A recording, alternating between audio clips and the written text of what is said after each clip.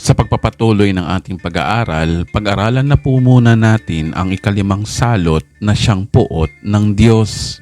Babasahin natin ang Pahayag chapter 8 verse 13. Pagkatapos ay nakita ko ang isang agilang lumilipad sa kalawakan at narinig kong itong sumisigaw.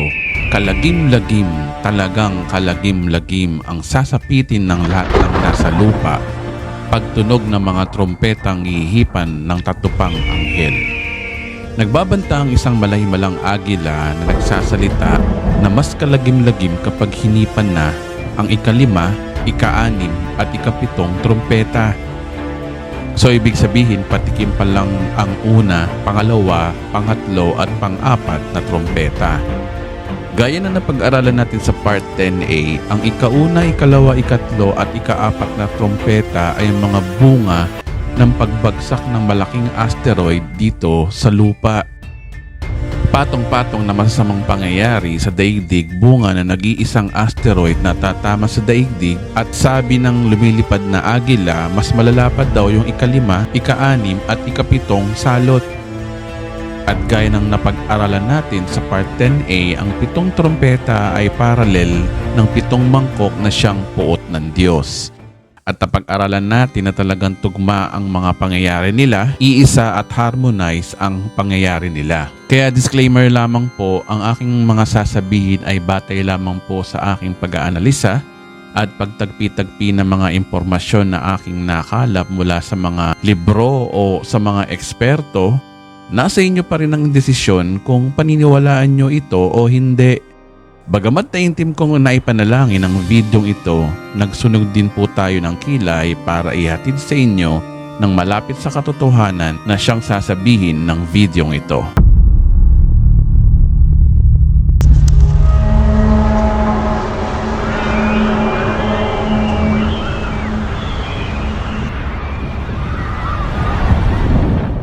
Pahayag chapter 9 verse 1 to 12. Hinipan ng ikalimang anghel ang kanyang trompeta at nakita kong nahulog sa lupa ang isang bituin. Ibinigay sa bituin ang susi ng banging napakalalim. Binuksan ng bituin ang bangin at may lumabas na makapal na usok, tulad ng usok ng malaking hurno, kaya't nagdilim ang araw at ang himpapawid. May naglabas ang mga balang mula sa usok at kumalat sa lupa. Binigyan sila ng kakayanang manakit tulad ng pananakit ng mga alakdan. Ipinagpiling sa kanila na huwag sirain ang mga damo, punong kahoy o anumang halaman. Ang mga tao lamang na walang tatak ng Diyos sa noo ang maaari nilang saktan. Hindi pinahintulutan ng mga balang na patayin ng mga taong ito, kundi pahirapan lamang sa loob ng 5 buwan. Parang kagat ng alakdan ng kirot ng dulot ng mga balang na ito. Sa loob ng panahong iyo'y hahanapin ng mga tao ang kamatayan, ngunit hindi nila ito matatagpuan. Nanaisin nila ang kamatayan, ngunit lalayuan sila nito. Ang mga balang ay parang kabayong handa na sa pakikipagdigma. Sila ay may putong na parang koronang ginto at parang mukha ng tao ang kanilang mukha. Parang buhok ng babae ang kanilang buhok at parang ngipin ng leon ang kanilang mga ngipin. Natatakpan ng baluting bakal ang kanilang dibdib at ang pagaspas ng kanilang pakpak ay parang dagundong ng mga karuwahing hila ang mga kabayong lulusob sa labanan. Sila ay may buntot na may mga tulis na gaya ng alakdan. Nasa buntot nila ang kapangyarihan manakit ng mga tao sa loob ng 5 buwan. Ang pinuno nila ay ang anghel na bantay sa banging napakalalim.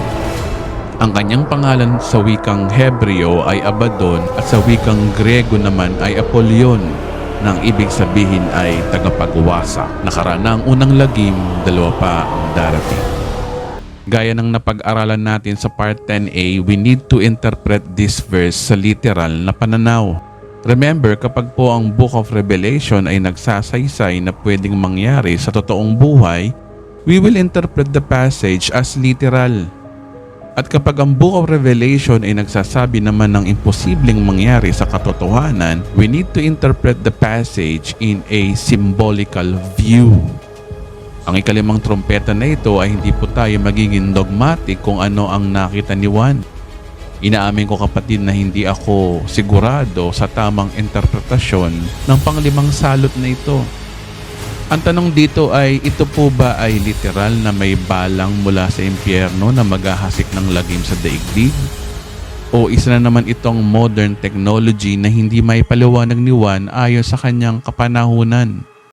May tatlong interpretasyon dito na posibleng isa sa mga interpretasyon ay tutugma kung ano ba talaga ang balang na ito. Maaring ito ay classic interpretation, maaring ito ay contemporary interpretation o yung modern interpretation. Una, pwedeng interpretation dito ay yung classic interpretation. Ito ay totoong literal na mangyayari. Na literal talagang may demonyong magbubukas ng banging napakalalim. Gaya na napag-aaralan natin sa part 5, sa tuwing binabanggit ang bottomless pit, ito ay umuugnay sa mga demonyong nakakulong sa abyss o Tartarus. Ang Tartarus Hell ay temporary confinement ng mga fallen angels na nagrebelde sa Diyos. Ang sabi diyan, binuksan ng bituin ang bangin at may lumabas na makapal na usok tulad ng usok ng malaking hurno, kaya nagdilim ang araw at ang himpapawid. Gaya ng napag-aralan natin sa part 9b, sa tuwing binabanggit na simbolo na bituin, ito ay umuugnay sa isang anghel. Ngayon, anong anghel ba ito? Ito ba ay angel of light o fallen angel? Kung babasahin natin ang verse 11, sila ay may pinakahari na anghel ng kalaliman. Ang kanyang pangalan sa wikang Hebreo ay Abaddon at sa Grego naman ay may pangalan siyang Apollyon na ibig sabihin ay tagapagwasak. Kung ang angel na ito ay tagapagwasak, meaning hindi ito angel of light kundi ito ay demon. Ngayon, siya ang nagbukas ng bottomless pit o kulungan ng mga fallen angel. Verse 3, may naglabasang mga balang mula sa uso at kumalat sa lupa. Binigyan sila ng kakayanang manakit tulad ng pananakit ng mga alakdan. So mula bottomless pit, mayroong demonic creature na gaya ng isang balang, meaning ang mga balang na ito ay mula sa impyerno. Verse 4, pinagbilin sa kanila na huwag sirain ng mga damo, punong kahoy o anumang halaman. Ang mga tao lamang na walang tatak ng Diyos sa noo ang maaari nilang saktan.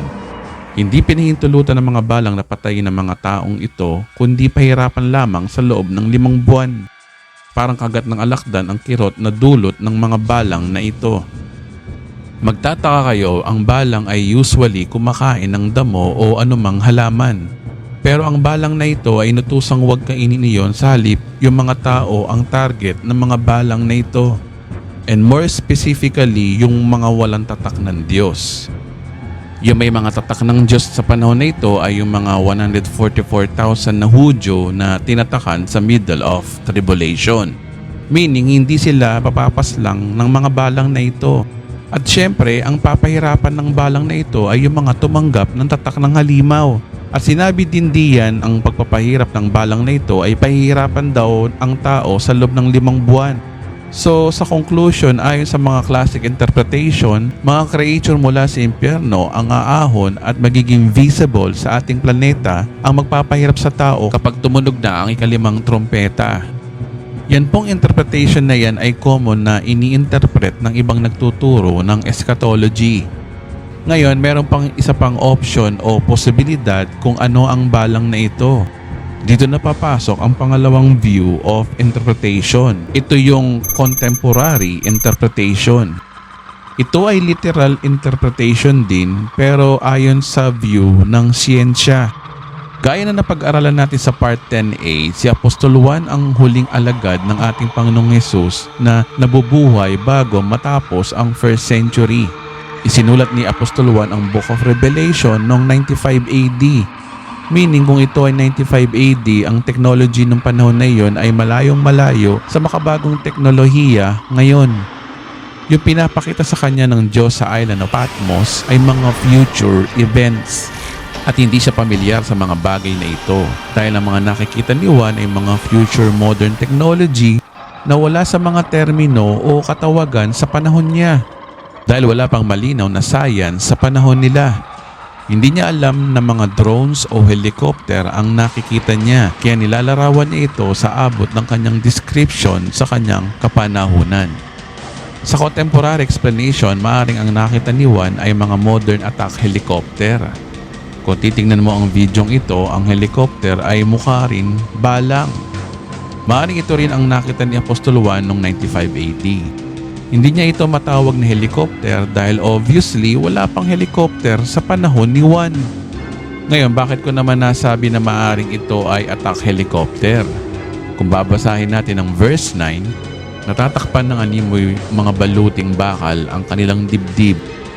At ang pagapak ng kanilang pakpak ay parang ragasa ng mga karwahe at mga kabayong pumapalaot sa labanan. Sa verse na yan, baluting bakal daw ang kanilang dibdib, meaning bakal ang mga balang na ito. Tapos yung tunog daw ng pakpak ng balang ay kasing tunog daw ng mga karwahe at mga kabayong pumapalaot sa labanan. Ngayon, for comparison, pakinggan natin ang tunog ng karwahe at mga kabayong pumapalaot sa labanan.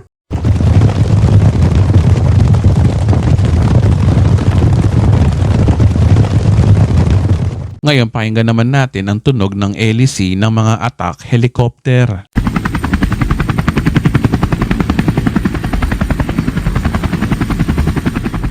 It seems na parehong-pareho sila ng tunog. Tunog ng mga nagtatakbuhang kabayo at tunog ng LEC ng attack helicopter. Attack helicopter kaya ang nakita ni Juan at hindi naman talaga balang? Verse 7 to 8, parang kabayong handa sa pakikipagdigma ang mga balang. Sila ay may mga putong na parang koronang ginto at parang mukha ng tao ang kanilang mukha. Parang buhok ng babae ang kanilang buhok at parang ngipin ng leon ang kanilang ngipin. Sabi diyan may putong na koronang ginto daw ang balang at parang mukha ng tao ang kanilang mukha. Hindi kaya ang nakita ni Juan na koronang ginto dito ay yung helmet ng mga piloto na nakikita sa cockpit ng helicopter?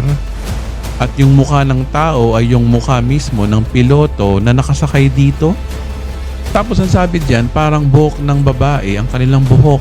Meaning, hindi kaya yung mga cables na naka-attach sa kanilang communication device na nasa helmet nila ang nakita ni Juan? Then, parang ngipin ng leon daw ang ngipin ng balang.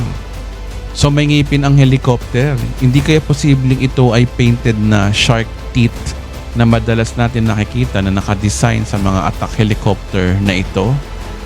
Well, posible rin ito yung nakita ni Juan. Nakala niya totoong ngipin yun. Yung pala painted design pala ng isang common attack helicopter.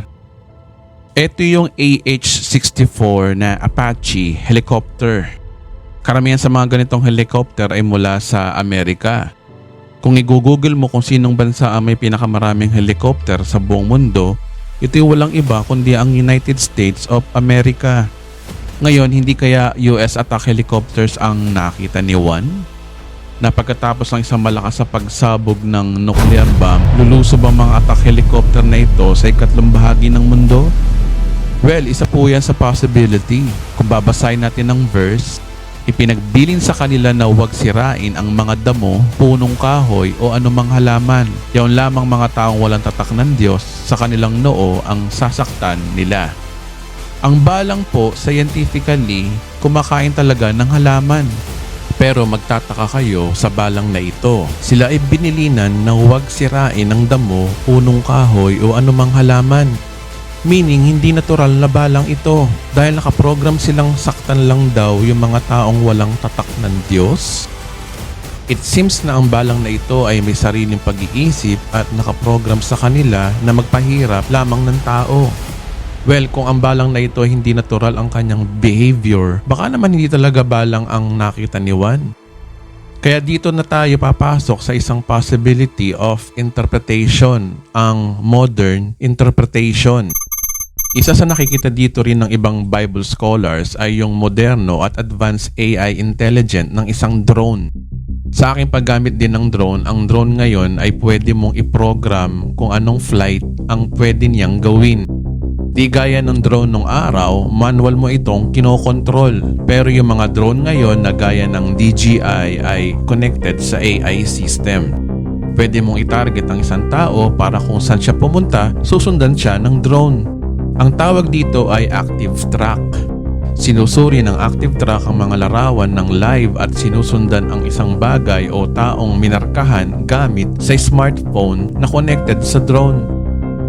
Ang drone din ay may tinatawag na obstacle avoidance na kahit paandarin mo siya kahit saan, kusa siyang iiwas kung ito ay babangga sa pader o alinmang nakaharang sa kanya.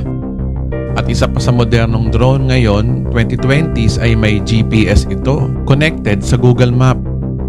Hindi gaya ng mga drone dati na pangmalapitan lang ang kaya ayon sa signal ng controller. Pero ngayon, controlled na siya ng GPS. Kaya-kaya na niyang tumakbo ng 5 hanggang 6 na kilometro ang layo. At ganun din ang taas. Sa madaling salita, ang drone ngayon ay meron ng artificial intelligence or AI na hindi gaya dati na manual mo talagang kinokontrol. Ngayon, yan po ang basic drone sa panahon ngayon. At meron pang mas advanced na update tungkol sa drone ngayon. Ang tawag dito ay drone swarm. Ang drone swarm ay kayang paandarin ng isang user ang isang swarm o 30 to 40 pieces na drone. Ang swarm ay gaya ng pulupulutong na isda na sabay-sabay na lumalangoy ayon sa tamang timing at alignment at bilis ng paglangoy nila. Gayon din ang mga flock of birds. Kung mapapansin nyo, mayroong pulutong ng mga ibon na may sarili silang formation ng paglipad sa tamang alignment at tamang bilis. Ganon din ang drone swarm. Iisang tao ang maaaring kumokontrol sa 30 to 40 pieces na drone na ito. Halimbawa dito yung drone exhibition na madalas natin nakikita na hindi lang sa ibang bansa, pati na rin dito sa Pilipinas. Nakaprogram na yung mga drone kung anong gagawin nila at saan sila poposisyon para makalikha ng isang light show ayon sa pattern na gusto ng i-showdown ng kumokontrol. Ngayon, ang nakita ni Juan ay mga balang na umaatake sa tao. Meaning, ang mga balang na ito ay nakadesenyong umatake. Ang tanong, posible bang ang drone swarm ay gamitin sa warfare or military combat drones na sa panahon ngayon?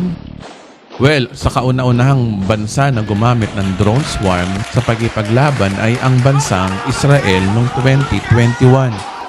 Noong May 2021, ang Israeli military ay nag-deploy ng maliliit na kawan ng quadcopter drone sa katimugang Gaza Strip sa pagitan ng Israel Force laban sa mga Hamas forces noong 2021. Ang labanan sa Gaza Strip ang kauna-unahang digmaang AI sa kasaysayan ng mundo. Kaya maaring nakapasok na tayo sa AI technology. Meron pang isang balita na umuugnay sa balang na sinasabi ni Juan, ito ay yung drone swarm.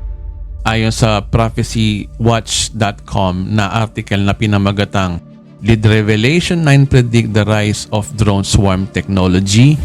Itinuturo dito yung drone swarm warfare ng US at ng China. Ang sabi dito, the US Navy recently demonstrated a low-cost UAV swarming technology or yung LOCUS program by putting 30 drones flying together in perfect formation. Tinawag pa talagang LOCUS o balang sa Tagalog na gaya ng sinasabi ni Apostol Juan ang mga drone na ito. Na ang LOCUS na ito ay na-demonstrate daw ng US Navy sa pagpapalipad ng 30 drones na may perpekto ang formation. Ang sabi diyan, these drones are launched from a special tube in less than a minute to create a vicious swarm designed to overwhelm an adversary autonomously. Gaya ng nakikita natin sa video na ito, ang launch pad ng mga drone na ito ay nagmumula sa isang tube na tumatalsik palabas para sa mabilisang paglipad ng pulupulutong na drone. Sinabi diyan na mas unique talaga ang drone kumpara sa ibang aircraft na kapag binira ng isang missile, isang aircraft lang ang babagsak. Pero kung ito'y pulupulutong o isang kuyog na drone, ay mahihirapan ng kalaban na wasakan ito sa pamamagitan ng maraming missile. Sinabi din sa article na ito na ang bansang China ay isa sa bansang nangunguna sa pagpapaunlad ng teknolohiya ng drone swarm. It seems na ang China ay matagumpay na nasubok ang isang swarm ng 1,000 drone. At lumilitaw na interesado ang China sa kakayanan ng drone swarm bilang isang paraan ng pag-atake sa mga carrier ng sasakyang himpapawid ng United States.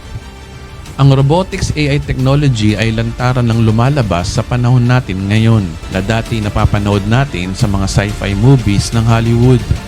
Kaya posibleng hindi balang ang nakita ni Juan, kundi isang advanced robot technology na may isip at may kakayanang pumaslang ng specific na tao. Payag chapter 9 verse 6, sa loob ng panahong ito ay hahanapin nila ang kamatayan ngunit hindi masusumpungan. Iibigin nilang mamatay ngunit lalayuan sila ng kamatayan. Sa verse na ito, dalawa ang pwedeng interpretation dito. Either ito ba ay figure of speech or may scientific explanation. Una, pwedeng ito ay figure of speech lamang. Nagsasaysay na sobrang hirap ng dinadanas ng tao sa mundo, gusto na nilang mamatay sa sobrang hirap. Simple as that. Lalayuan ng kamatayan, minsan mga tao ay desperado ng mamatay sa sobrang hirap, kaso ang kamandag ng biochemical na ito ay nagpapahirap lang sa kanila at hindi sila namamatay. Gusto na nilang mamatay sa magitan ng kamandag ng balang na ito, pero pinapahirapan lang sila at hindi sila mamatay-matay. Sa madaling salita, ang mga taong ito ay naghahanap na ng mercy killing o gusto na nilang mamatay pero hindi pa sila namamatay. Pangalawa, maaring ito ay another form na naman ng scientific explanation na pwede ito ay human immortality na kaya nang ipaliwanag ng siyensya sa panahon natin ngayon. Ang tanong, may naimbento na bang technology na ang tao sa panahon natin ay pwedeng maging immortal o hindi mamamatay?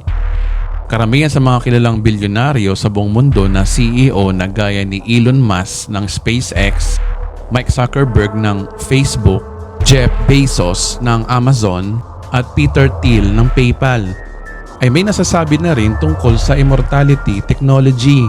At meron din isang video na isang prominenteng scientist na nagsasabi na posible ang tao ay maging immortal sa pamamagitan ng genetic modification. Panoorin po natin. Why do we die? We die because of errors. Errors build up in our cells, in our genes, in our hormones. These error buildup is why we die. But now with genetic engineering, we can dream of the possibility of correcting these mistakes, correcting the errors that develop in our genome, and that means perhaps extending the human lifespan. So for the first time in history, we can now think about living forever and not be locked up in a lunatic farm. We're talking about immortality as being part of our medical agenda.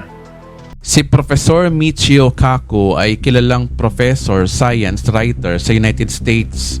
Siya ay binansagang modern Einstein sa panahon natin ngayon. Ayon sa kanya, isa sa World Medical Agenda ay ang posibilidad na mapahaba ang buhay ng tao sa pamamagitan ng genetic modification. Ayon sa kanya, ang tao daw ay namamatay dahil may errors ang ating katawan. Ang mga error daw na ito, yung ating cells, gene at hormones ay posible na daw na maiayos ng genetic engineers sa pamamagitan ng genetic modification. Na ang pangarap ng mga scientists na magkaroon ng katawang hindi namamatay ay posible na sa panahon ngayon. Kaya ang sagot dito ay genetic modification ng tao. Ang tanong, ano ba ang genetic modification? Gaano ba kaposible ang genetic modification? Well, para masagot ito, bigyan ko kayo ng mga halimbawa ng genetic modification. Ito ay yung COVID-19 virus na kumalat noong 2019 hanggang 2021. Ang COVID-19 ay isang virus na hindi pamilyar ang ating katawan sa nagdaang mga siglo. Basically, ang virus na ito ay hindi parte ng katawan ng tao. Kaya mga komplikasyon ang reaksyon ng katawan ng tao kapag nahawa nito. Dahil hindi immune ang tao sa coronavirus, kaya ang reaksyon ng komplikasyon nito sa baga patungo sa kamatayan. Kaya ang sagot dito ay yung tinatawag na vaccine. Ngayon, ano ba ang connect ng COVID-19 vaccine sa genetic modification? Ayon sa openaccessgovernment.org, the AstraZeneca vaccine used a harmless virus that had been genetically modified to include coronavirus genes, which when injected into human cells makes coronavirus proteins that stimulate the immune system to fight any future coronavirus infections. So inaamin ng medical engineering na ang bakuna na gaya ng AstraZeneca ay gumagamit ng isang hindi nakakapinsalang virus sa paraan ng genetic modification. Upang isama ang mga gene ng coronavirus, kapag in-inject ito sa mga selula ng tao ay gumagawa ng mga protina ng coronavirus din. Sa madaling salita, gumagawa sila ng genetic modified na coronavirus. Meaning, modified coronavirus daw ang mismong ini-inject sa tao para maging immune ng tao sa coronavirus mismo.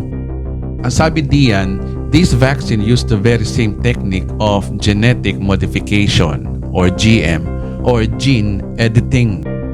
So inaamin ng article na ito na ang vaccine na natanggap natin noong 2020 to 2021 ay isang malaking halimbawa ng genetic modification. Yung mga nabakunahan ng COVID-19 vaccine ay na-modified na ang genetic structure natin laban sa COVID-19. It seems na isa ito sa world agenda sa mga tao na hindi natin namamalayan. Ngayon, gano'n naman kaposible na sa panahon natin ngayon ay pwede na yung genetic modification para magkaroon tayo ng immortality o kaya humaba ang buhay man lang ng tao. Well, dito papasok ang biotechnology or artificial biology by human genetic modification.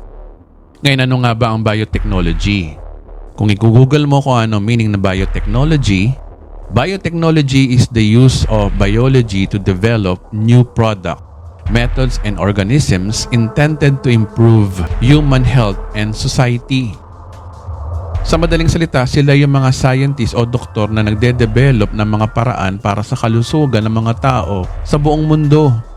Kaya sila yung nagmo-modify talaga ng genes ng tao at isa sa mga halimbawa dito ay yung COVID-19 vaccine.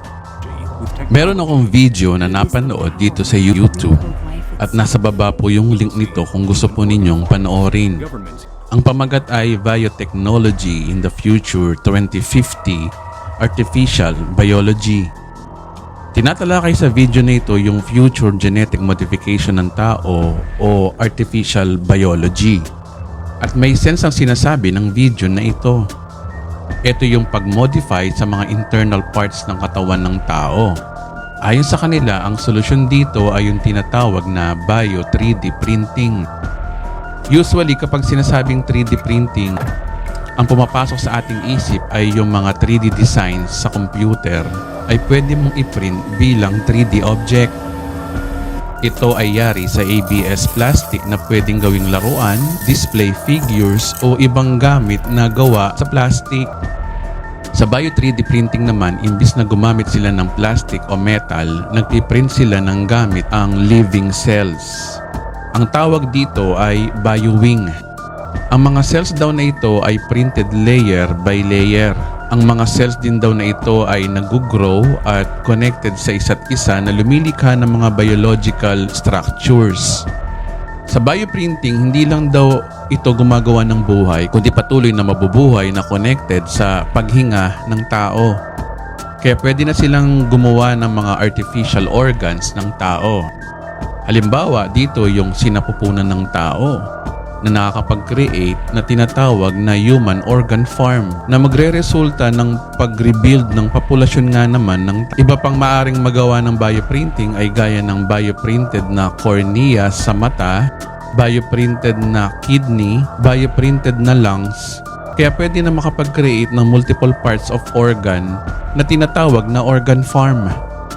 Isa pa sa sinasabi sa video na ito na ang cybernetics at bioprinting ay pwedeng pagsamahin.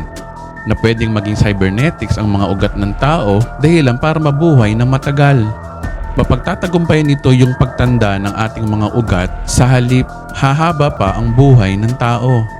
Kapag nga naman cybernetics ang ugat ng tao, napapanatili nito ang kalusugan at mahabang buhay. Yun nga lang, manipulated na ito ng mga chips na imbes na bloodstream. At ang mark of the beast ay pwedeng ito yung nababanggit sa video na bioprinted bloodstream or organs. Kapag cybernetic na yung tao, hindi na ito basta-basta namamatay o pwedeng maging immortal. Yun po ang nagagawa ng makabagong biotechnology sa panahon natin ngayon. Kaya ang immortality ay pwede nang gawin ng tao. Kung babasahin natin ang verse, sa loob ng panahong iyo'y hahanapin nila ang kamatayan ngunit hindi masusumpungan. Iibigin nilang mamatay ngunit lalayuan sila ng kamatayan. Sa verse na ito, hindi kaya sinasabi ng Diyos dito na yung mark of the beast ay isang genetic modification ng tao? Hindi basta-basta biochip kundi isa itong genetic modification. Kaya sa panahon na ito, yung mga may tatak ng halimaw ay hindi mamatay-matay. na kung bakit nilalayuan sila ng kamatayan nung panahon na umaatake ang mga balang na ito. At kaya kung bakit sino man daw yung tumanggap daw ng tatak ng halimaw ay forever nang maiimpyerno dahil hindi na tao ang mga taong ito, kundi half cyber na ang tao or half alien na ang tao. Gaya ng sinabi ko sa part 4, pwedeng ang mark of the beast ay biochip. But as the times goes by, mukhang mas malalim pa sa biochip ang mark of the beast. Dahil yung mga may tatak daw ng halimaw ay may kakayanan daw na mabuhay ng matagal at maging immortal ayon sa verse na yan. May sinabi ang ating Panginoong Yesus sa Mateo 24 during Great Tribulation na kumukonek ang Great Tribulation to His second coming sa panahon natin. Kung babasahin natin ang Mateo 24 verse 37 to 39, ang pagdating ng anak ng tao ay tulad ng pagdating ng baha noong panahon ni Noe. Na ang araw na iyon bago bumaha, ang mga tao ay nagsisikain, nagiinuman at nagsisipag-asawa hanggang sa pumasok si Noe sa barko. Hindi nila namamalayan ang nangyayari hanggang dumating ang baha at tinangay silang lahat, gayon din ang mangyayari sa pagdating ng anak ng tao. Alam naman natin na kapag sinabing Mateo 24, ito ay tumutukoy sa 7 years of tribulation. Lalo na yung Great Tribulation. At sabi sa verse 37, inihalin tulad ng ating Panginoong Hesus sa pagbaha nung panahon ni Noe. Kung babasahin natin by its context, ito ay tumutukoy sa unexpected na pagdating ng baha nung panahon ni Noe. Yan po ang context diyan. Ngunit magtataka kayo bakit napakadiin ng sinasabi ng ating Panginoong Hesus na ang Great Tribulation daw ay gaya din daw nung panahon ni Noe. Anong connect ng Great Tribulation sa panahon ni Noe? Well, para mas maging malinaw, simulan natin sa tanong na ano ba talaga ang dahilan kung bakit ginunaw ng Diyos ang mundo noon sa pamamagitan ng baha nung panahon ni Noe? Ang tanong na yan ay susi para malaman natin kung anong connect nila to harmonize the scriptures. Basically, ang tinuturo ng mga nagtuturo ng Biblia ay masama na daw ang tao kaya ginunaw daw ng Diyos ang mundo at si Noe lang daw ang tinira ng Diyos. Well, yan po ay basic understanding ng ibang nagtuturo po ng Biblia. Pero may malalim pa pong dahilan kung bakit. Ang dahilan ay ang mga tao sa panahon ni Noe ay hindi na po kasi tao, kundi genetic modified na ang tao, yung mga nalunod po sa baha. Nilunod o nilipol sila ng Diyos dahil hindi sila 100% na tao. Sila ay half human at half demon sa panahon na iyon. Kung babasahin natin mula Genesis chapter 6 verse 1, napakarami na ang tao sa daigdig ng panahon na iyon, nagkaroon sila ng mga anak na babae. So sa verse na yan, ang mga tao daw ay dumami na raw at dumami din daw yung lahi ni Eva o yung lahi ng mga babae. Verse 2, nang makita ng mga anak ng Diyos na ang babaeng anak ng tao ay magaganda, ang mga ito'y pumili sa kanila ng kanya-kanyang asawa. So kung babasahin natin sa English, that the sons of God saw the daughters of men that they were fair, and they took them wives of all which they chose. Nag-asawa daw yung sons of God sa daughters of men. Yung daughters of men, madaling maintindihan yan. Ito po yung mga babaeng tao. Pero ang tanong, sino yung sons of God na binabanggit dito? Kung i-google mo ang meaning ng sons of God sa Hebrew text ay umuugnay sa Jewish angelic hierarchies. Kaya ayon sa mga Bible scholars, ang binabanggit ng mga sons of God dito ay yung mga fallen angels na nakipagtalik sa mga babaeng tao. Dahilan ang tao ay nahaluan na ng lahi ng mga fallen angels. Meaning, genetically modified na ang lahi ng tao simula na nangyari yun. Sa madaling salita, ang tao ay nalahian na ng mga demonyo. Sabi sa verse 4, sa panahong iyon ang mga higante sa ibabaw ng lupa, sila ang naging bunga ng pakikipagtalik ng anak ng Diyos sa mga anak ng tao. At ang mga higanting iyon ay tinanghal na dakilang bayani at tanyag na tao noong panahon na iyon. So malinaw sa verse na may mga higante palang tao noong unang panahon. Sila daw yung anak daw ng sons of God or fallen angel at daughters of man na babaeng tao. Kapag sinabing higante, ito ay higit sa 15 talampakan ng taas. Kung babasahin natin sa English, ang giants na binabanggit diyan sa wikang Hebreo ay Nephilim.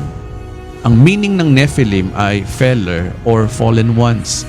Meaning ang tao ay naging hybrid na, half human, half fallen angel or demons. Na yan ang dahilan kung bakit ginunaw ng Diyos sa pamamagitan ng baha ang mga tao sa mundo. Dahil hindi na sila totoong tao. They are genetic modified cells at hindi na totoong kalarawan ng Diyos. At nataon na si Noe at ang kanyang pamilya ay 100% na tao pa lang. Sila yung totoong lahi ng taong natitira sa mundo noon. Dahilan kung bakit sila niligtas ng Diyos. Ginawa ito ng Diablo dahil sa Genesis chapter 3 verse 15 pa lang pinangako na ang pagsilang ng ating Panginoong Yesus. Dahil dito nagtry si Satanas na baguhin ang lahi ng tao sa pamamagitan ng genetic modification sa pamamagitan ng mga lahi ng higante o Nephilim para hadlangan ang pagsasakatawang tao ng ating Panginoong Yesus. Pero tagumpay pa rin ang Diyos dahil binura sa mundo ang Nephilim at nagsimula muli ang lahi ng tao mula sa lahi ni Noe.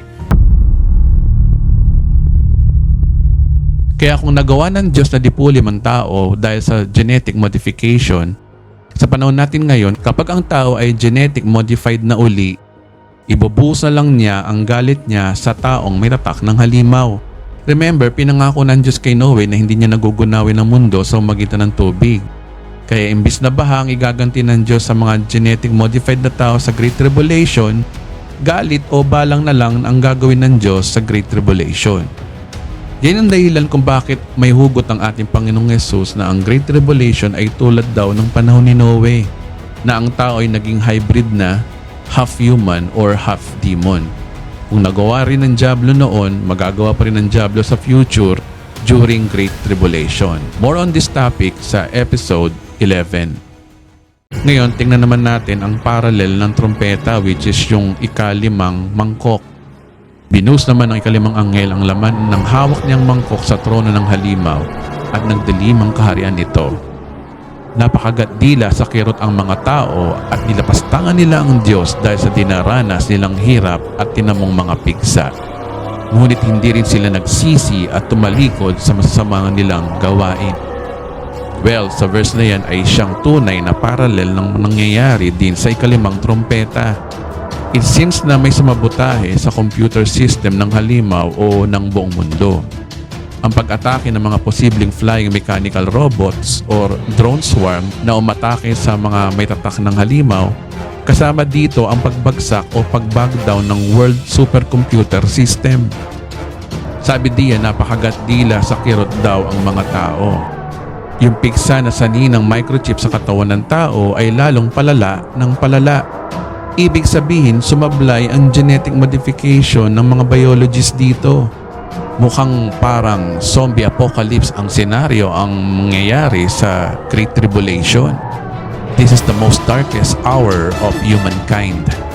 At imbis na magsisi sila sa Diyos, lalo nilang nilait ang Diyos. Sinumpa pa nila ang Diyos sa kanilang mga paghihirap. Alam kong marami pa kayong tanong lalo na sa ika-6 at ika-7 salot. Masyado po kasing mahaba ang ika-5 salot na impormasyong dapat kasi ninyong malaman. Ang ika-6 at ika-7 salot ay ating pagpapatuloy sa Part 10C.